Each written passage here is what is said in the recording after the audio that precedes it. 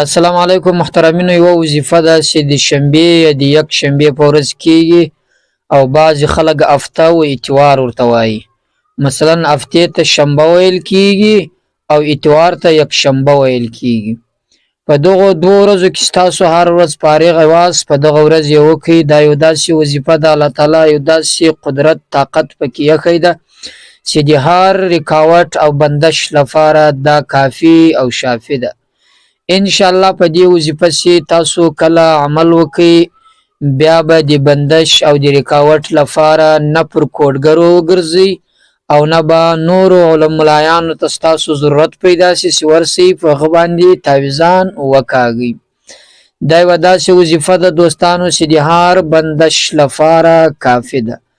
مثلا که هغه بندش د اولاد وي، که هغه بندش د مال او د رزق دی وي، او که هغه بندش د محبت وي، یا هغه بندش د هغه رشتې وي. مثلا یو ځای ستا زړه غواړي چې کاش زما رشته دلته سوی وای. اکثره وخت کله د انسان زړه یو شی غواړي، زړه ډېر خوند ورکوي.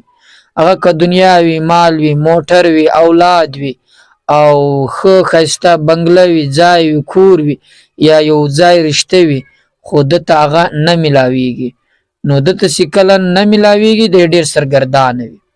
بیا چې کله انسان ډېر سرګردانه شي دوستانو، دا بیا زندگی کې یو سیکنډ یو منټ پر ده باندې ډېر په سختي سره تیریږي.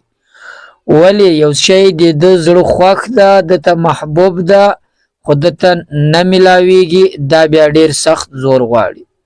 نو دوستانو زه نن یوه وظیفه درښیم.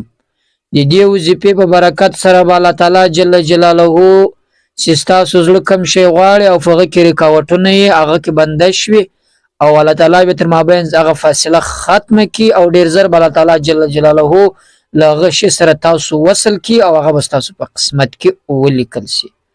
ګورئ دوستانو، اکثره وخت داسې ملګري چې هغه ګرځي پر داسې خلکو باندې چې په هغه باندې کوډې باسي. اکثره وخت نن زمانه کې چې کوډې کوي هغه یا بنګالیان دي یا هغه ازاره دي. ازاره چې ده په دې تعویضانو کولو کې ډېر ماهر دي او ډېر تکړه دي. او تاسو د یاد دوستانو نبی کریم صلی الله علیه وسلم فرمایي څوک چې دا رنګه خلکو ته ځي او تعویضان ورباندې کاږي، مثلا چې هغه ازاره ده یا بنګالی ده، د کوډګري په باب باندې، د بندش په باب باندې، د محبت په باب باندې، د هر څه په باب باندې له دوی څخه تعویضان کاږي او پر هغه باندې عقیده هم وي. نبی علیه الصلاة والسلام فرمایي دا سړی له ایمان څخه خلاص او د دې سړي د کوډګر خود ځای جوړ په جهنم کې. ځکه چې یو سړی چې د کوډو کاروبار شروع کوي هغه په هغه وخت شروع کړي، نبي علیه السلام وایي چې د ده ځای یار په جهنم کې جوړ شي، بیا شروع کوي. نو هغه سړی چې د دې لپاره ورځي ورباندې کاږي، هغه سړی په دې ګناه کې په مکمل ډول ورسره شریک دی. اکثره وخت بعضې ملګري دا سوال کوي چې کله یو څوک ورسي خو هغسې کمې علامې ورته ووایي چې په تا باندې دا سوي دي، دا سوي دي، دا سوي دي، هغه ټولې اکثره په دې کې رښتیا وي. نو دی بیا په دې کې ډېر سره وارخطا سي، یاره دا سړی خو رښتیا وایي، په ما باندې دا کار سوی ده. نو پر هغه پر کوډګري باندې مکمل یقین راسي. نو کله چې یقین راسي بیا دا سړی خراب سي، نور هم د الله تعالی له لارې څخه لرې سي او که چېرته واوړي د دې زندګي بیا نور هم خرابېږي. ګورئ دوستانو، زه به تاسو ته ووایم کله چې تاسو پر هغه باندې څه یقین راسي، مثلا هغه موږ ته هم معلومه سي کله دا په 100 خبرو کې چې دي 99 درواغ وایي، یوه رښتیا وایي. هغه رښتیا پر داسې ډول وایي دی نه چې دته اوس حقیقت معلوم دي، بلکې دوی چې کوم له هغه شیطانانو سره وصل دي، هغه شیطانان چې کله تاسو فهم وي هغه په اسمان کې چې کله یو ستوری تاسو ورته ګوري، یو وخت کې چې هغه ستوری راوغورځېږي د اسمان له طرفه داسې روان وي لاندې، هغه داسې چې الله تعالی جل جلاله ملایکو ته فرمایي چې دی به دا کار وکړي، دا کار وکړي، دا کار وکړي. خو شیطانان یو تر بل سره سپریږي ای ملایکو خبرو ته غوږ نیسي. الله تعالی جل جلاله د ستورو په واسطه باندې ستوري پر دوی باندې رالکي، تر ځمکه یې وباسي، څوک پکې وسوځل سي، څوک پکې مردار سي، څوک پکې ژوندي پاته سي. نو بیا هغه شیطانان چې څه یې اورېدلي هغه دا کوډګرو ته راوړي او د هزاره کوډګر یا داسې نورې سرڅ وکړي، یغو تر غوږو تر پردو یې ورتېر کړي. نو هغه پر داسې شکل یې چې په هغه کې بیا دوی 99 درواغ ووایي، یوه رښتیا هغه هم رښتیا نه وي، پر داسې ډول سره لاړ سي لکه د حالاتو له مطابق سره چې څه لګېږي. نو دوستانو تاسو کوشش وکړئ له دې خلکو څخه راوګرځئ، په دې خلکو ته ځان مه کاږئ، له دې خلکو ته ورځئ مه. زه نن یوه وظیفه درښیم، په دې باندې عمل وکړئ، انشاءالله الله تعالی به مو زندګي خوندوره کړي چې هر قسم بندش رکاوټ وي هغه به له مابین څخه ختم سي. اکثره وخت چې کله د انسان یو رکاوټ وي، یو بندش وي، دا هم دارنګه تعویضو له وجې کېږي، بل چا ورباندې کړي او دا ډېره سخته ګناه ده، باید د دې څخه سړی پرهیز وکړي. نو که چیرې په تا باندې هم چا کړي، کاروبار دې مخته نه ځي، رشته دې نه برابرېږي، د محبت رشته نه درته میلاویږي، نو ته نه راسه له دې وظایفو سره ځان شناخته کړه، د وظایفو باندې عمل وکړه، له قرآن سره ځان شناخته کړه، له احادیثو سره ځان شناخته کړه. انشاءالله الله تعالی به دې هغه کار فورا در حل کړي، هغه مشکل به دې حل سي، هغه د بندش رکاوټ هغه فاصله به له مابین څخه ولاړه سي. که چیرې ته له قرآن سره وصل سي او له وظایفو سره وصل سي. زموږ پخواني اسلاف سي او بزرګان سي، هغو ټولو سي به کوم مشکل مخته ورته راغی، په دې وظایفو سره به یې حل کوئ. هغه داسې نه و چې پر دارنګه خلکو باندې ګرځېدو، بلکې هغو پر الله تعالی باندې عقیده وه، پر الله تعالی باندې یقین مضبوط و، ایمان یې مضبوط و. نو په دغه وظایفو سره به د دوی شناخت و، دغه وظایف یې په زندګي کې ډېرې کولې چې هر حاجت به راغی، د هر حاجت لپاره هره وظیفه ورته معلومه وله. نو هغه وظایف د هغو بزرګانو، د هغو اولیاء کرامو وظایف یې موږ له تاسو سره شریک کوو. تاسو پر هغه باندې عمل وکړئ، یقین ورباندې ولرئ، عقیده ورباندې ولرئ.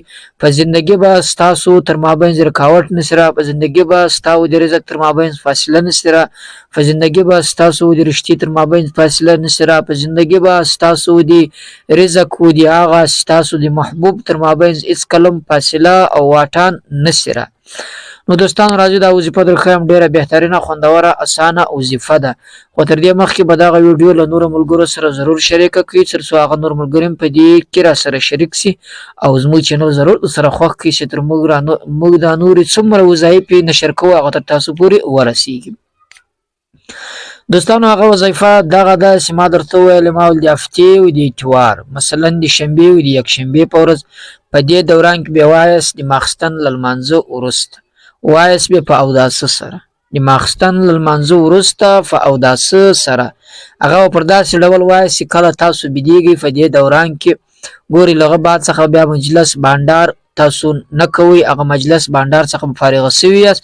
کله چې د خوب ټایم وي په دغه دوران کې به تاسو وایاست، نو تاسو به راولاړ سئ، یو ګیلاس اوبه به راواخلئ، دغه ګیلاس اوبه باندې به لږ څه مالګه واچوئ، مثلا دونه مالګه به نه پر اچوئ چې هغه دغه وي څه نومې د اوبه تروي سي یا بل رنګه سي، داسې مالګه چې نه مې د مالګې دونه به واچوئ.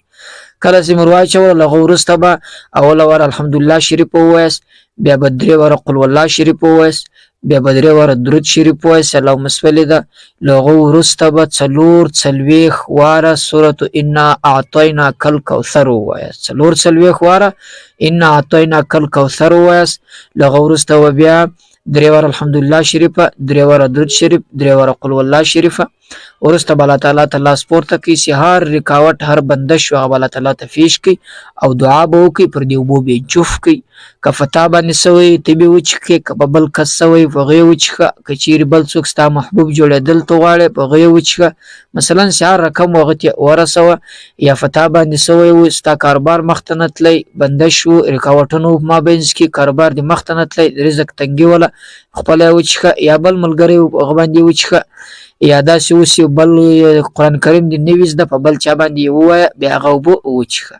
دوستانو په دې وظیفه باندې عمل وکړئ، تقریبا دغه اتوار او هفته باندې که چیرې په دې باندې نسو کار مو نسو برابر، مشکل مې حل نسو، پر روان اتوار هفته کې بیا وکړئ، که چیرې نسو پر روان اتوار هفته کې بیا وکړئ، مثلا داسې 5 هفتو کې وکړئ، انشاءالله الله تعالی به مو له مابین څخه هغه رکاوټ هغه فاصله ختم کړي، الله تعالی به مو هغه حاجت چې د هغه در پوره کړي او د زړه ارمان به مو پوره سي.